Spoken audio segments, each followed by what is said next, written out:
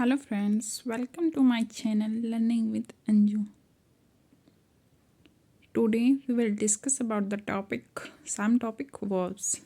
कल हमने verbs के बारे में पढ़ा था, उसके टाइप्स के बारे में पढ़ा था, उसके 2 टाइप्स होते हैं, okay.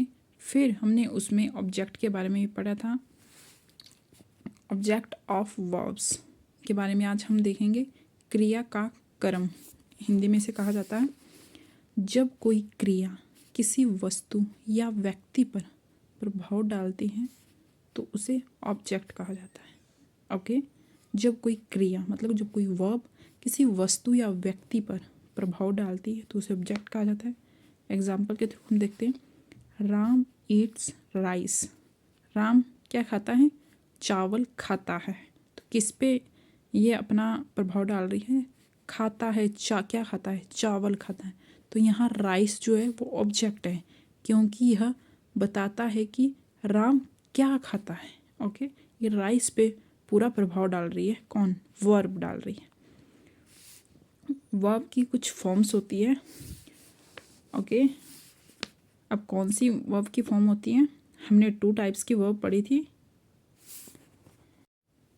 Helping verb and main verb. Helping verb में हमने देखा था कि हेल्पिंग वर्ब को भी आगे 2 पार्ट्स में डिवाइड किया गया है, primary auxiliary verb and model auxiliary verb. उसी तरह हमारे पास मेन वर्ब को हम लेक्सिकल वर्ब भी कहा जाता है, उसको डिवाइड किया है 5 फॉर्म्स में।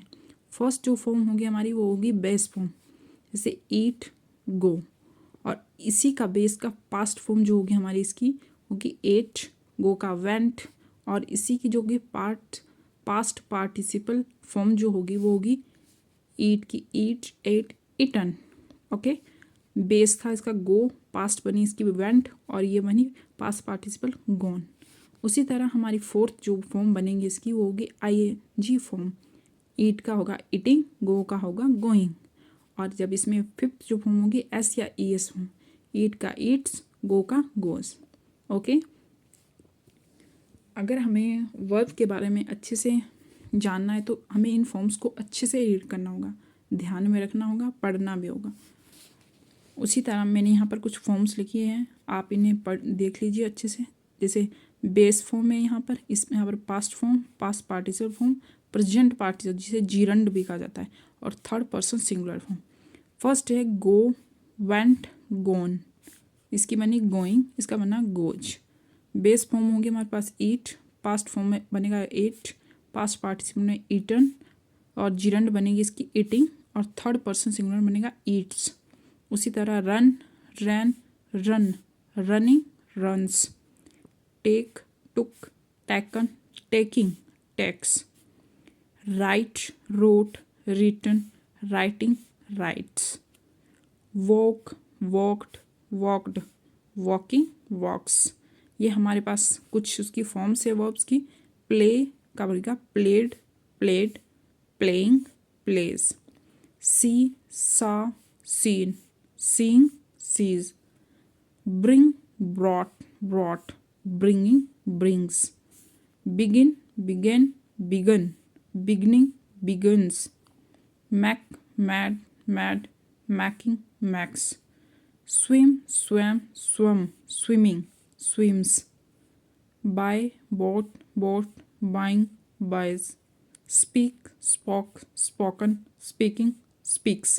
ये हमारे पास कुछ वर्ब्स की फॉर्म है। इसी तरह इसकी बहुत सारी फॉर्म्स होती है जिन्हें हमें याद रखना पड़ता है। आई होप आपको समझ आया होगा कि वर्ब्स की जो मेन वर्ब होती है, हमारे पास 2 टाइप्स की वर्ब होती है, okay, helping verb and main verb.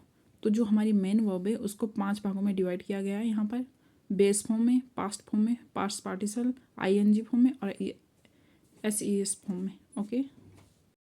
हम आपको अब वर्ब के बारे में अच्छे से बता देते हैं कि हमने वर्ब में क्या क्या पढ़ा था। सबसे पहले हमने पढ़ा था व्हाट इज़ वर्ब, वर्ब क्या होती है। तो हमने बताया था वर्ब वह शब्द होता है जिसमें हम किसी कार्य के बारे में, पोजीशन के बारे में, रिलेशन के बारे में, और स्टेट ऑफ बीइंग के बारे में जानते हैं, ओके। उसके बाद हमने पढ़ा था कि जो हमारे एक्शन होते हैं, जो भी हमारे कार्य होते हैं, उसको हम एक्शन में कहते हैं। मतलब जो भी हमारे शरीर की जो भी कोई मूवमेंट होगी वो क्या होगा, हमारा एक्शन होगा। पोजेशन होता है जो इंसान किसी भी वस्तु पर या किसी भी व्यक्ति पर अपना अधिकार दिखाता है तो उसको कहता है पोजेशन। और स्टेट ऑफ बीइंग होती है उसकी सिचुएशन को बताता है, ओके, कि उसकी क्या सिचुएशन है। उसके बाद हमने पढ़ा कि वर्ब्स के 2 टाइप्स होते हैं। एक तो होता है ऑक्सिलरी वर्ब्स या हेल्पिंग वर्ब भी उसे कहा जाता है। सेकंड हमने पढ़ा था मेन वर्ब जिसे लेक्सिकल वर्ब भी कहा जाता है, ओके। हेल्पिंग वर्ब में हमने पढ़ा कि जो हेल्पिंग वर्ब होती है 24 होती है। और हेल्पिंग वर्ब को भी 2 पार्ट्स में डिवाइड किया गया है, प्राइमरी ऑक्सिलरी वर्ब्स और मॉडल ऑक्सिलरी वर्ब्स। जो प्राइमरी ऑक्सिलरी वर्ब्स होती है हमारे पास वो 14 होती है, जैसा कि मैंने आपको बताया था कि कौन कौन सी होती है। और मॉडल ऑक्सिलरी वर्ब्स हमारे पास 10 होती हैं और टोटली हमारे पास 24 होती है, ओके। उसी तरह जो मेन वर्ब होती है, हमने कहा था कि आपको मेन वर्ब हेल्पिंग वर्ब के अलावा जितनी भी वर्ब्स होगी वो सारी मेन वर्ब में काउंट की जाएगी। और मेन वर्ब की पहचान कैसी होती है, कोई भी कार्य या कोई भी सेंटेंस उसके अंत में ना आए तो समझ लेना चाहिए कि वो मेन वर्ब है। जैसे कोई वर्ड हंसना, जागना, रोना, खाना पीना, ये सभी क्या है, मेन वर्ब से हमारे। और मेन वर्ब को भी 2 पार्ट्स में डिवाइड किया गया था, transitive verb and intransitive verb. जो ट्रांजिटिव वर्ब है इसमें हमने कहा था कि यदि वर्ब के बाद ऑब्जेक्ट हो तो उसे ट्रांजिटिव कहते हैं, और यदि वर्ब के बाद ऑब्जेक्ट ना हो तो उसे इनट्रांजिटिव कहते हैं। ये हमने पढ़ा था। और उसके बाद जो हमारा आज का टॉपिक था वो था कि ऑब्जेक्ट ऑफ वर्ब्स क्या होता है। हमने आपको बताया था कि क्या होता है ऑब्जेक्ट ऑफ वर्ब्स। जब कोई वर्ब किसी वस्तु या व्यक्ति पर प्रभाव डालती है तो उसे ऑब्जेक्ट कहा जाता है। उसी तरह हमने यहाँ पर जो हमारे पास मेन वर्ब है उसको 5 पार्ट्स में डिवाइड किया गया है, हमने आपको बता दिया है। आई होप आपको अब वर्ब्स के बारे में अच्छे से पता लग गया है कि वर्ब होती क्या है और इनका जो उपयोग किया जाता है वो किया जाता है एक्टिव से पैसिव बनाने में, नरेशन में। इसीलिए इन सभी चीज़ों को जानने के लिए हमें वर्ब्स को पहले अच्छी तरह से पढ़ना चाहिए। आई होप आपको अच्छे से समझ आया हो। Thank you and have a great day.